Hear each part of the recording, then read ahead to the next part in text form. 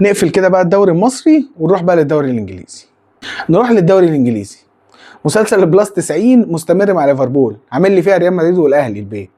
شغال يفضل طول الماتش متعادل او خسران، ويجي في الدقيقه 90 هوب يا عم اخطف جون، حاجه و80 هوب يا عم اخطف جون، خطف ال3 بونت وجري. على فكره برضو قلتها قبل كده، دي مش حاجه وحشه. الفريق البطل اللي يعرف وهو وحش يعرف يكسب، دي اهم حاجه ان انت تاخد ال3 بونت. بس هل ده هيفضل مكمل معاك؟ يعني هل اللي بيحصل ده هيفضل مكمل معاك الماتشات الجايه؟ هيفضل مكمل معاك في ماتشات دوري الابطال؟ مش عارف.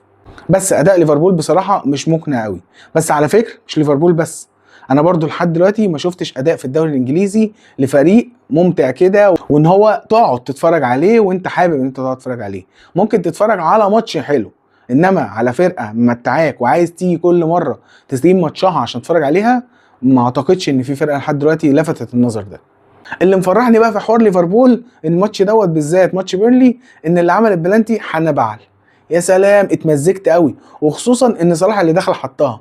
فاكر يالا لما اتريقت على احتفال صلاح واحتفلت بيه قدامه؟ البس بقى.